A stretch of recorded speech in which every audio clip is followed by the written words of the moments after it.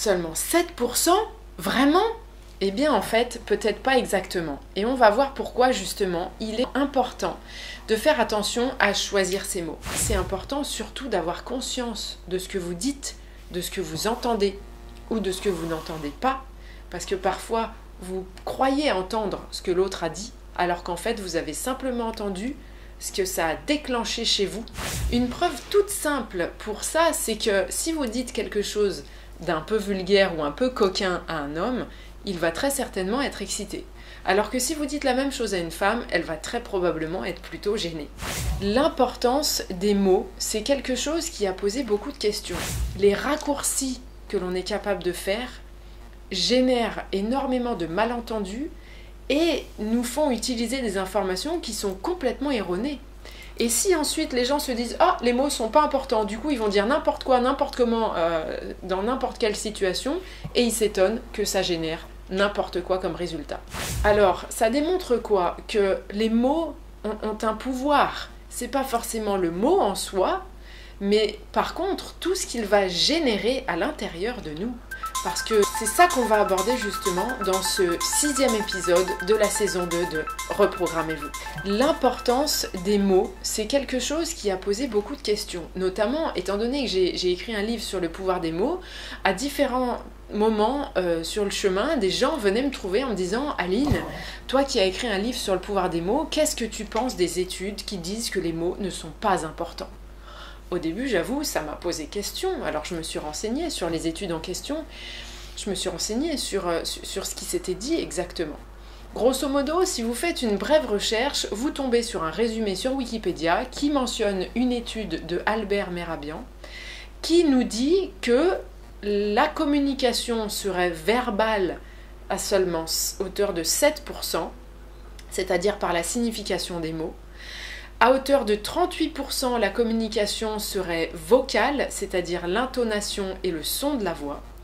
Et à hauteur de 55%, la communication serait non-verbale, c'est-à-dire les expressions du visage et du langage corporel. Là-dessus, c'est un raccourci fatal.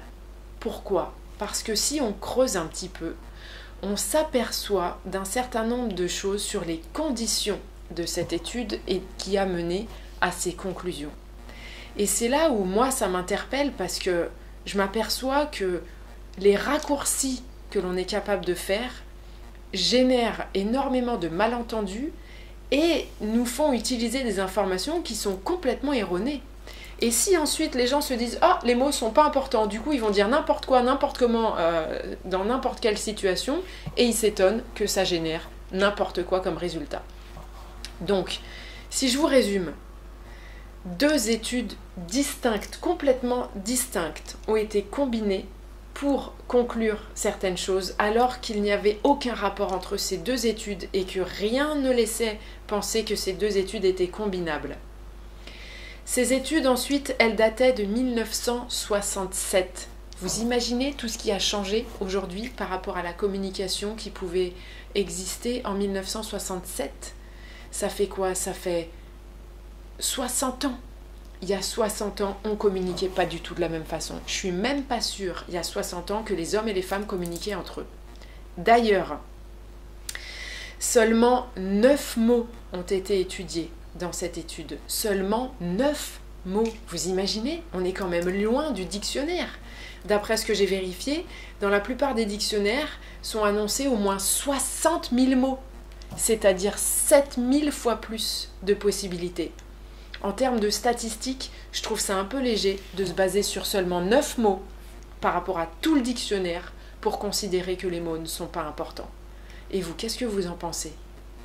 Parce que c'est ça aussi qui est important. Quel est votre discernement face à l'information qui vous est présentée? Est-ce que vous prenez simplement la conclusion ou est-ce que vous vous dites « Oh, attends ». Si moi, quand je m'exprime, ça génère n'importe quoi, peut-être que les mots que j'utilise sont plus importants que je ne le pensais et que ce que j'avais entendu.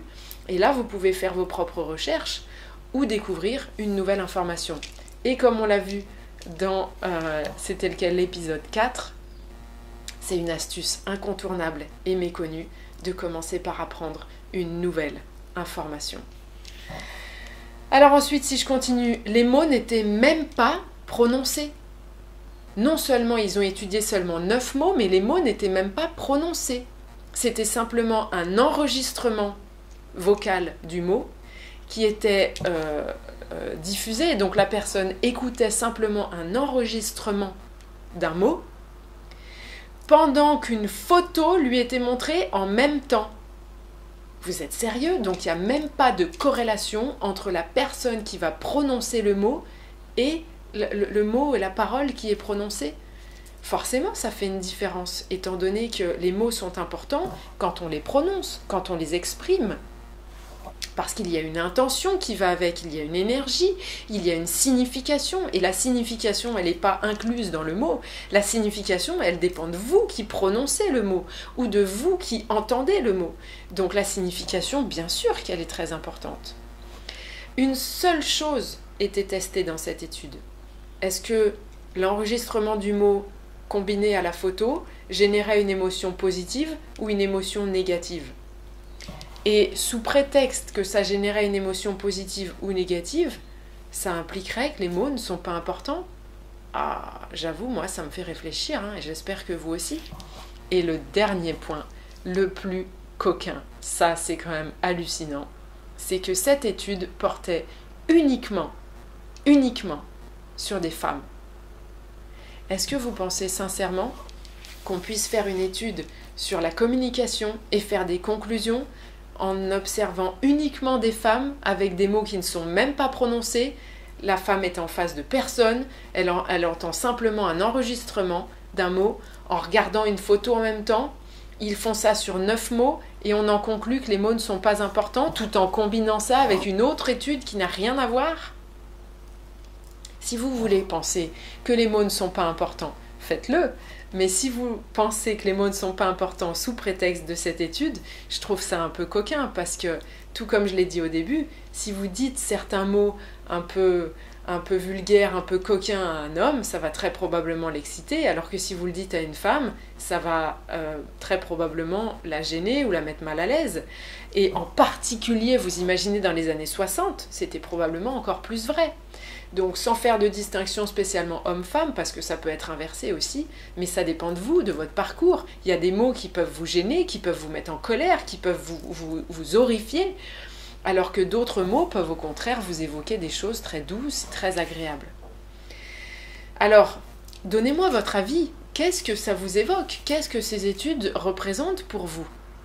Est-ce que vous pensez sincèrement que les mots ne sont pas importants? Quelle est votre expérience de ça? Est-ce que vous avez observé dans la réalité que quand vous faites attention à choisir des mots qui sont précis par rapport à ce que vous pensez, par rapport à ce que vous ressentez ou par rapport à ce que vous souhaitez exprimer, est-ce que ça fait une différence?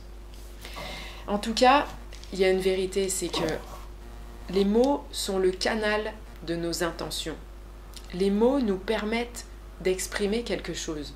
Si par exemple, quelqu'un vous encourage, ça crée quelque chose. Et les mots sont importants, mais c'est son intention qui va vous inspirer, son intention de vous encourager. Et c'est là où c'est intéressant aussi, c'est que même si la personne est maladroite en vous le disant, vous avez la capacité à ressentir son encouragement. Et de la même façon, si quelqu'un veut vous rabaisser, ces mots peuvent résonner longtemps, si vous les avez entendus fort et mémorisés et si vous êtes sensible auditivement. Par contre, ça n'a un impact que si vous vous appropriez son intention de vous rabaisser ou votre interprétation de vous rabaisser. Parce que peut-être que l'autre n'a pas cherché à vous rabaisser, mais que vous interprétez ses propos comme quelque chose qui se voudrait être rabaissant. Donc, vous n'avez pas besoin de souffrir quand l'autre prononce quelque chose. Vous pouvez choisir de voir les choses autrement. Et le pouvoir des mots est d'autant plus puissant quand on l'utilise délibérément. Et il est d'autant plus efficace ou inoffensif quand on en a conscience. C'est pour ça que je trouve que c'est un sujet qui est important à aborder et à clarifier pour se rendre compte que oui, c'est important surtout d'avoir conscience de ce que vous dites, de ce que vous entendez ou de ce que vous n'entendez pas, parce que parfois vous croyez entendre ce que l'autre a dit, alors qu'en fait vous avez simplement entendu ce que ça a déclenché chez vous à un moment donné où c'est venu toucher une partie de vous qui est réactive. Et puis ce que j'ai découvert aussi sur le chemin, c'est que les mots sont aussi notre langage de programmation, notre langage de construction de la pensée et de nos croyances. Et donc effectivement, ils sont très importants parce qu'ils sont aussi la clé d'entrée pour pouvoir transformer nos points de vue, nos perceptions, nos croyances, nos schémas de pensée, nos fonctionnements, notre programmation. Et donc quand quelque chose de votre propre fonctionnement ne vous convient pas, une des premières choses que vous pouvez faire, c'est faire l'effort de mettre des mots dessus, d'exprimer et d'expliquer qu'est-ce qui pose problème, qu'est-ce qui vous gêne exactement. Parce que parfois, cette simple étape de mettre des mots dessus à l'extérieur de votre tête, je le dis souvent, tant que vous restez dans votre tête, vous avez l'impression que c'est clair. Et puis quand vous essayez de l'exprimer, que ce soit pour l'expliquer à quelqu'un ou pour l'écrire, là souvent ça bloque. Là souvent vous ne savez pas trop. Ah mais je ne sais pas exactement comment l'exprimer et tout. Et justement, c'est exactement ça le problème. Souvent le problème, c'est pas ce que vous croyez être le problème. Le vrai problème, c'est qu'il y a un espèce de brouillard entre vous et l'information. Et c'est ce brouillard-là que vous voulez clarifier en mettant des mots dessus, en vous exprimant, en posant les choses et en les sortant de votre tête pour prendre du recul et pouvoir voir la solution qui est déjà généralement incluse dans la problématique une fois que vous l'exprimez. Donc pour aller plus loin, posez-moi vos questions, donnez-moi votre avis sur ces études, sur l'importance des mots, et vous pouvez découvrir mon livre, donc Le pouvoir des mots, un secret du succès relationnel, et puis vous joindre à nous pour les prochaines conférences, les prochains ateliers, pour aller explorer vos fonctionnements, vos points de blocage ou vos points de force pour éventuellement les développer, ou d'aller explorer les souffrances qui souvent en fait sont des points de force qui sont verrouillés sur une situation qu'on a mal vécue. Et à partir du moment où on fait le travail pour débloquer cette situation mal vécue, tac, ça génère vraiment quelque chose de fort, ça déploie une nouvelle possibilité. Et c'est là où vous pouvez accéder à vos propres ressources que vous ne soupçonniez pas parce que justement elles étaient comme verrouillées. Et par-dessus tout, je vous souhaite le meilleur.